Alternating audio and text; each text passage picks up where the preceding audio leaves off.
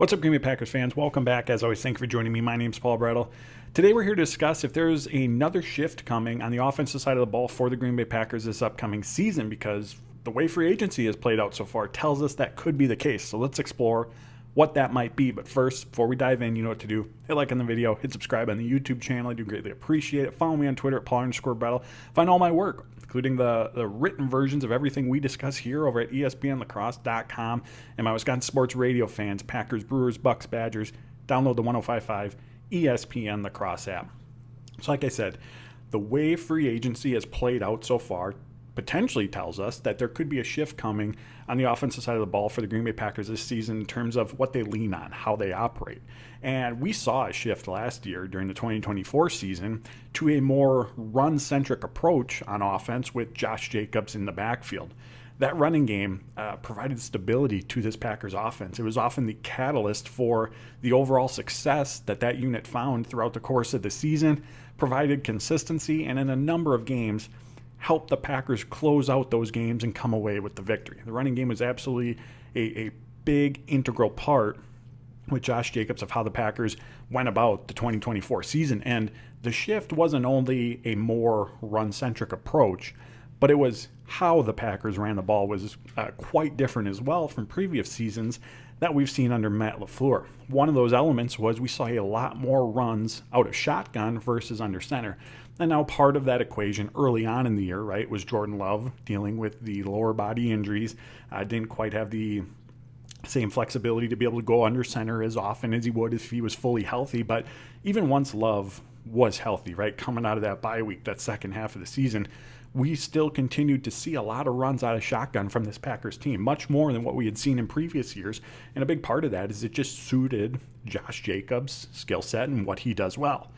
Another shift in the run game was that we saw less outside zone runs. We saw less of the offensive linemen moving laterally, getting in space, getting the running back outside the tackle box. We saw less of that, and that has been a staple of the Matt LaFleur offense, the Matt LaFleur running game. And instead we saw more of the gap blocking scheme from the offensive line, more north and south, more power, more between the tackles with Josh Jacobs. And again, when it comes to where he excels, what he does best, it's in those situations. And so naturally, Matt LaFleur dialed up more of that to put his running back in a position to be successful. So the shift we saw last year from this Packers offense wasn't only a more, again, run-centric approach overall, but it was how they ran the ball. And the addition of Aaron Banks, spending heavily on the offensive line in free agency this offseason with that contract, tells us that approach isn't going away. And I don't think that's going to shock anyone, right? We just mentioned, Packers had a lot of success in the run game with, again, leaning into it, with that style, the gap scheme versus the outside zone, more runs from shotgun.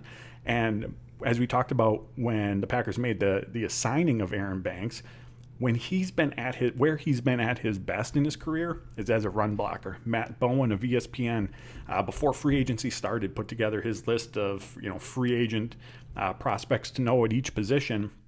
And when highlighting Aaron Banks, one of the things he mentioned was his ability to function really well in the gap blocking scheme, which again we just highlighted was a big part of the Packers' success last season in the run game and just how they went about that. So again, that addition of Banks tells us that they're going to lean more into what we saw last season. Again, that's not groundbreaking information, right? They found success. It makes sense to continue doing it, but by adding Banks to the mix, I think the obvious hope is that they can take that style, that run game, and help elevate it, right? Because if there is an area of improvement, and we've talked about it on here a lot before, when it comes to the run game, it's that ability to generate big plays. We didn't see a ton, relatively speaking to the amount of carries that Josh Jacobs had, a ton of 15, 20, 25-yard, those really big chunk runs last season. In fact, by Pro Football Focus's breakaway percentage, which is how often are you generating a run of 15 or more yards, Josh Jacobs ranked 32nd last year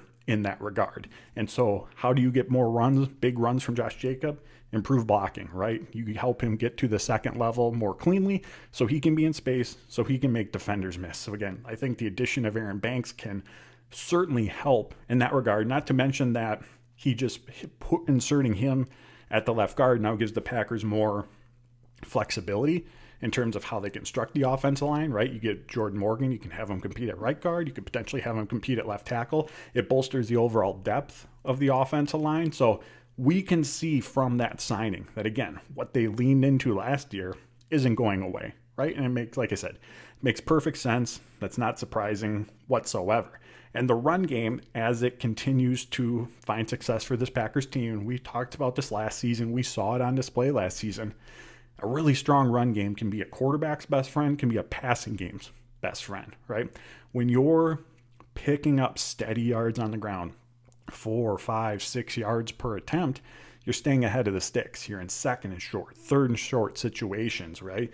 The whole playbook is open to you at that point. You can run the ball, you can pass the ball, you can utilize play action, you can attack all parts of the field in those situations, and now the defense is on its heels, and the offense really has an advantage. Versus on the flip side, the run game is struggling, you're living in second and long, third and longs. Now you're becoming predictable, right? The defense knows you're in a heavy passing situation. They're not really concerned about you running the ball. And when you have to pick up 9, 10, 11 yards to move the chains, there's only so many routes you can run in those situations again. So there's more predictability that comes when you're struggling to run the ball. So as we look at big picture, the Packers passing game, how does it get back on track? How do they generate more big plays? How does it just become more consistent?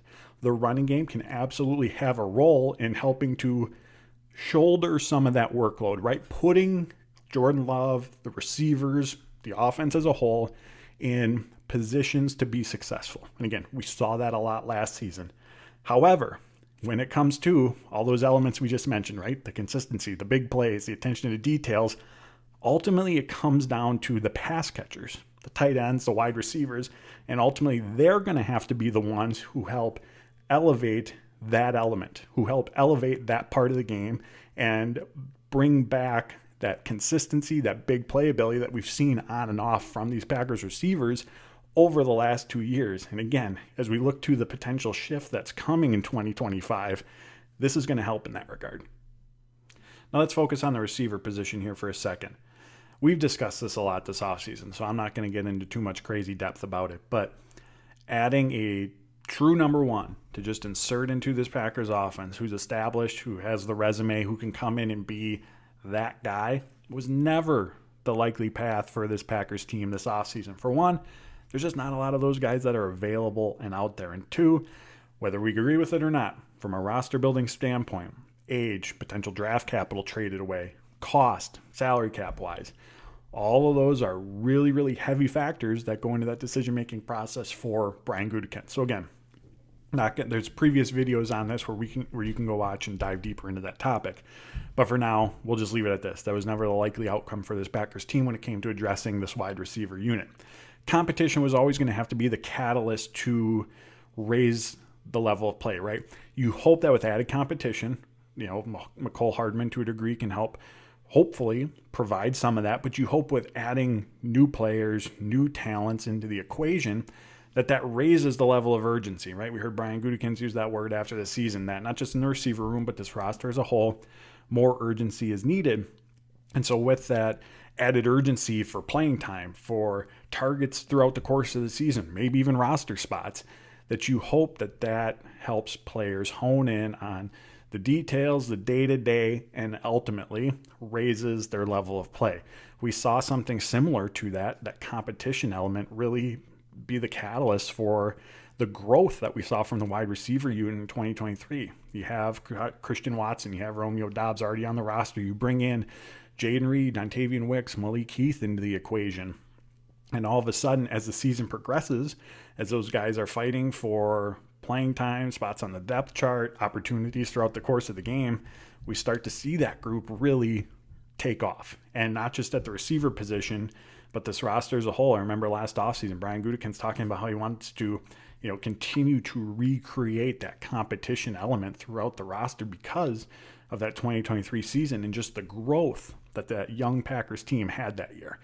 So it feels like when it comes to, all right, how does this wide receiver group take off? How do they rebound? How do they bounce back? How do they provide that stability, big playability this season?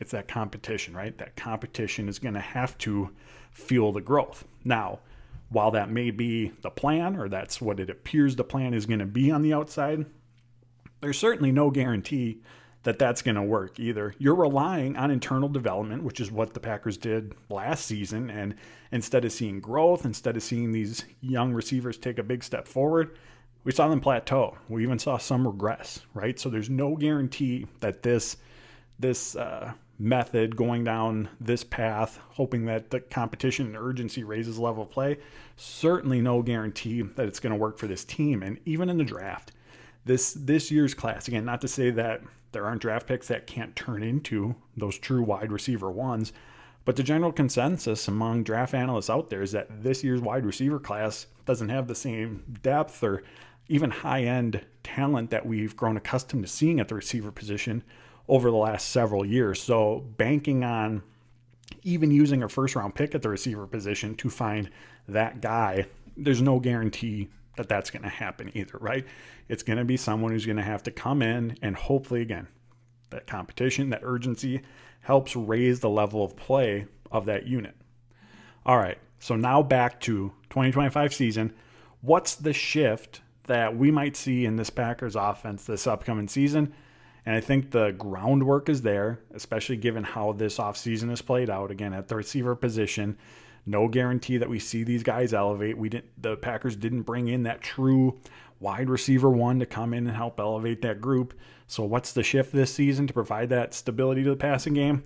It's more Tucker Kraft. I think potentially what makes this Packers offense go in 2025, it's Josh Jacobs and it's Tucker Kraft. It's a run game and it's the tight end position. We go back to a season ago. It's not as if Kraft wasn't featured heavily within the offense, right? I mean, he had 70 targets, 55 receptions, led the team in touchdowns. He was certainly a big part of this Packers passing game, right? Not to mention everything that he adds as a blocker. However, for a player that Matt LaFleur acknowledged after the season can have a really, really big impact on this team, and someone that Matt LaFleur said they have to do a better job of getting him more involved, featuring him more heavily, he needs a larger role in the passing game this season. That needs to be a part of the equation, whether we're right here or not in saying that the passing game is going to go through Tucker Kraft. That part's irrelevant. Either way, he needs a bigger role in this offense. If Matt LaFleur believes he can have that type of impact, then the 9 games last season where he had 3 or fewer targets, that can't happen. Tucker Kraft ranking 17th among all tight ends in the NFL, the bottom half of starting tight ends, ranking 17th in targets last season. That can't happen. He needs to be a bigger part of the offense. And when we use the word feature, right? Feature Tucker Kraft more in the passing game, that's not only in getting him the ball more, getting him more targets. There's other parts of that equation, including using his versatility, where he's lined up from inline to the slot to even out wide, because there's mismatch opportunities that Kraft can that can be presented for Kraft to exploit. But also that can put the defense in a bind when you have that type of versatility at the tight end position. That can help create opportunities for others within the offense as well. There's also having him attack different levels of the field more often. The bulk of Tucker Kraft's targets last year came within 10 yards of the line of scrimmage. There's getting him to other parts of the field and targeting him in the passing game in that regard. That's also a part of the equation. In addition to that, it's having him be the first or second read for Jordan Love. So he is one of the primary guys, one of the go-to guys on the passing plays that are called, rather than just the fourth option or the check down option when something's not there or there's pressure, right? Having him be an earlier read for Jordan Love to help ensure that he gets more opportunities to have the ball in his hands. All of those are different ways and elements that play into featuring a player within the offense. Again, that needs to be a bigger part of the 2025 season for this Packers team. Again, regardless of whether the passing game goes through Kraft or not, he needs to be a bigger part of it. And what are some of the elements that we've talked about want to see from this Packers passing game, right? From the receiver position, more reliability. Tucker Kraft brings that. More big play ability. Tucker Kraft brings that. It might not be that field stretching ability like Christian Watson or even Luke Musgrave has at the tight end position, but we've seen his yak ability with the ball in his hands. Get him the ball and he can generate chunk plays. He can generate big plays. So those really 2 key elements, consistency, reliability, big play ability. Tucker Kraft has shown that he can add that element. And no, it's not the receiver position, but who cares, right? As long as you have that stability, that opportunity to generate big plays, find a way to get that player involved more. Now, and I have a whole separate article devoted to this topic here over at ESPNlacrosse.com. Part of the equation when it comes to getting Kraft involved more in the passing game is that he's going to be blocking less, right? He's going to be out running routes more often, and that takes away from him being a blocker within the offense, which he's obviously very good at. So behind him on the depth chart, the Packers have to find a reliable blocking presence, again, on that tight end depth chart behind him. And so I think tight end position, not in the early portion, but once we start to get to day 3 of the draft, right? Rounds 4, 5, 6, I think there's the opportunity there for them to add at the tight end position this year's draft and truly try to find that more traditional in-line wide tight end who's going to handle the blocking responsibilities, right? Because again, if you're going to have Kraft involved more in the passing game, you got to have someone to help blocking as well. So I think that's an opportunity for this offense because the tight end played such a big role in helping the Packers blocking last season, right? Matt LaFleur was asked after the season, so why didn't last year Kraft have a bigger role? And he mentioned, well, in part, again, they just have to do a better job of making sure that that's a priority. But also part of that equation as well is the tight end's responsibility as a blocker, right? If he's asked to chip on a play, that really reduces and limits what kind of routes he can run in the passing game. He's not going to be the first or second read. He's not going to be attacking different levels of the field because he's starting off having to chip on the play and help out in that regard. So having that element behind Kraft on the depth chart is going to be really important. And the Packers have been bullish on Luke Musgrave and his ability to help out as a blocker. But again, where he's at his best is stretching the field vertically, right? With that athleticism, that speed that he brings to the equation. And Musgrave has to show that he can stay healthy as well. Ben Sims, he's primarily been tasked with that blocking role. And while PFF's grading system certainly isn't the be-all, end-all, for some context, he ranked 59th out of 84 tight ends last season in run blocking grade. So again, that's an upgradable spot on this roster. And if the Packers really want to lean into Tucker Kraft being a big part of the passing game, they're going to have to make sure that they fill that spot on the depth chart to help with the blocking. So before we get out of here, naturally, the focus this offseason has been on the wide receiver position, getting more out of the passing game. And regardless of whatever path the Packers go down, Tucker Kraft, heavy run game with Josh Jacobs, combination of the two, which is what we're describing here today, the passing game, the receivers, has to be more consistent, right? That is a must this season if the Packers are truly going to be competing for championships, as Brian Gutekunst said after the season, which of course is their goal. That has to happen. It's not a given though either.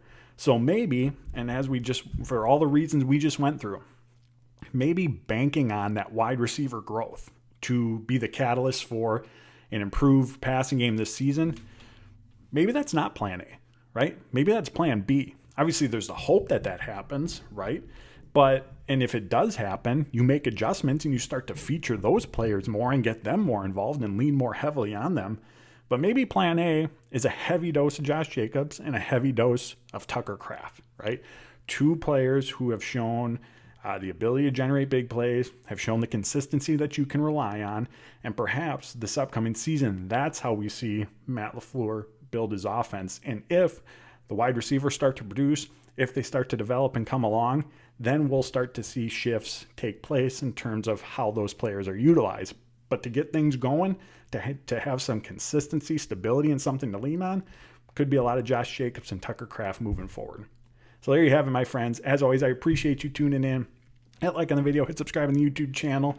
Follow me on Twitter at Paul_Brettel. Find all my work over at ESPNlacrosse.com and download the 1055 ESPN Lacrosse app. Till next time, friends, take care.